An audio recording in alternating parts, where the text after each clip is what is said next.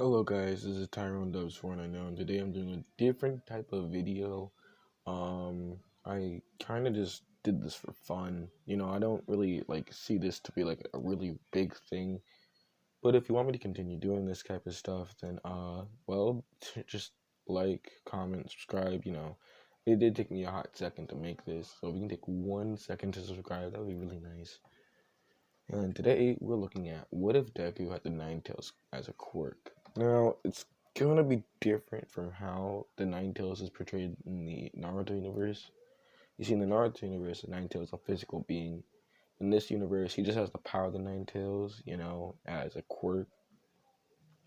So hopefully you guys enjoy. Remember, I'm not really doing this like as a thing. I just did this quickly and then, just kind of just you know, oh God. Well, enjoy, I guess. Here's some backstory before we get into the actual show. Midoriya was playing on red railroad tracks. God, why can I not speak today? When he jumped out of the way of a train, he didn't really notice the train, so it surprised the 4-year-old protagonist. Um, After that, his mother noticed that Deku would get red aura, and his eyes was turn red, and his pupils was slant like snakes or God. Then she noticed that tails would just start appear. She noticed that there's randomly 9 tails sometimes, one tail, then three. It's kind of random. She takes to a doctor, and the doctor states that he does have a quirk that enhances his speed, strength, agility, mobility. It boosts pretty much all those. The odd part is that when he activates his aura, 9 tails would come out. There's not really seem to be a purpose though, and so they dubbed his quirk 9 tails.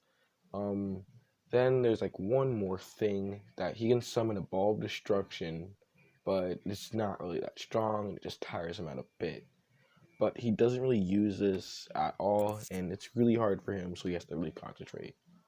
Now, because Deku has a quirk, he's gonna have more confidence.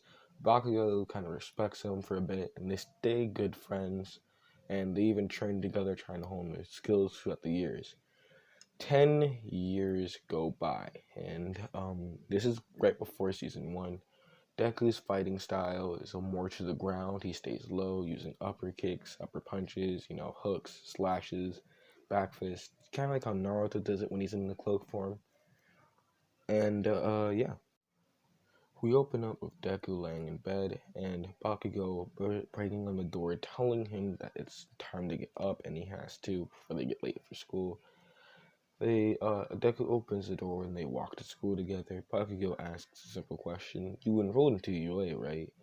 Midori kind of surprised. He's like, "Yeah, I did." And did you? Because they both wanted to go into the same school to show off everybody that they are not playing around and that they're pretty much better than everybody. Midori has more confidence, acts kind of like Bakugo, but not fully. He's still nice. He doesn't really call people extra. He's just more confident in his own abilities. The school day goes by pretty normally, but people don't laugh at Midoriya. If anything, they're not even surprised that both Midoriya and Bakugo are enrolling to UA. They walk home together, taking the long out, and they go for a tunnel, and then the sludge villain appears out of a manhole. Deku asks Bakugo if they're gonna run or fight. Bakugo yells, "Fight, you dumbass!" And then we get a quick glimpse of how Deku is using his powers. He can expand his aura, and normally if he expands it, nothing really happens. But if he expands it to a person who has a quirk, the quirk will be boosted. So they got used to this type of fighting style.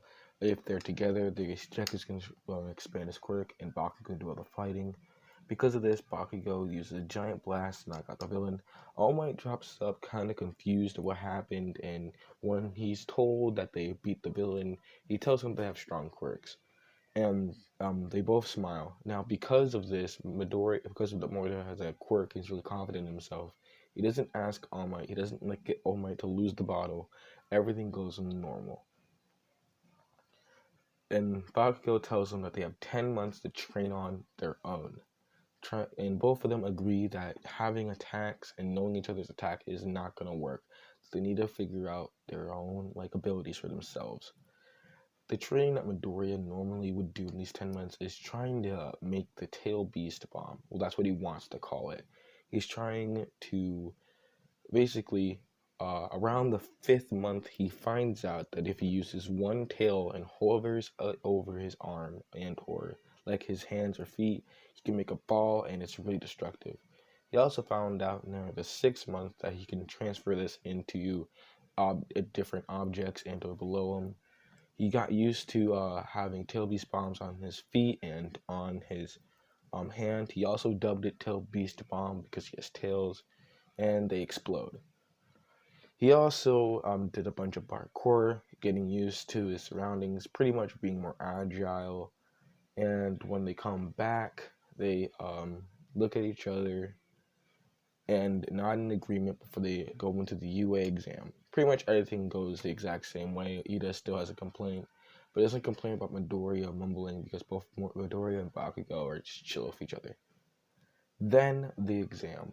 Both examinees, our protagonists, do really well and have a bunch of fun blasting robots, telling jokes, and showing off the different abilities that they learned. Bakugo kind of comments that Tail Beast Bomb, the ability at least, is kind of like his explosions, and was more flattered that Deku would copy him, and kind of pissed off that Deku would copy him. But Deku knows that it's not that simple, and if he uses too many tails, his arm's just gonna, break, kind of like the normal. Anyway, both of them around get to 60 villain points, but then the 0 point robot appears. They notice that Uraraka is trapped under some rubble, and Bakugo kind of yells pretty much instinct to cover me in Hirara, and Deku has a different plan to show him off how a Tail Beast Bomb can do. He tells him to launch him and cover himself with aura. And then he covers Bakugo with aura. Bakugo blasts him, but it's way bigger than normal, and it's black. It's a black with of a purple hue. That's not normal what explosions were. He thinks that this is because of his Tail Beast Bomb affecting his blast. He does another blast to see if his blasts were affected, but they weren't. And he goes to Uraraka to get her out of the way. He does get her out of the way, and Midoriya yells Tail Beast Bomb with two tails instead of his normal one, since number one would not do as much harm. And he knows that it's not really working as he thought, so he starts using 5, and it's still not working. He's still up in the air trying to make this robot go down. So then he uses 9 tails, and the robot's face is blasted off its own shoulders. Because of this, Midoriya is falling pretty much to his death. Bakugo does catch him because Deku got Uraraka to safety. And this means that both Midoriya and Bakugo get 60 rescue points and 60 villain points. And with President Mike yelling the exams are over, now both Bakugo and Midoriya share the number 1 spot in their class.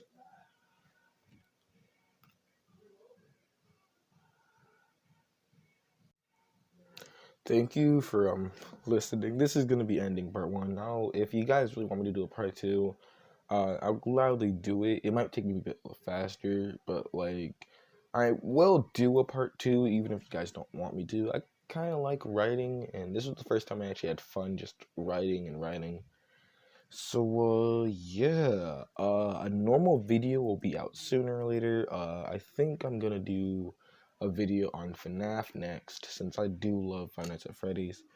But if you really did like this, please subscribe, and all that. And I'll see you later.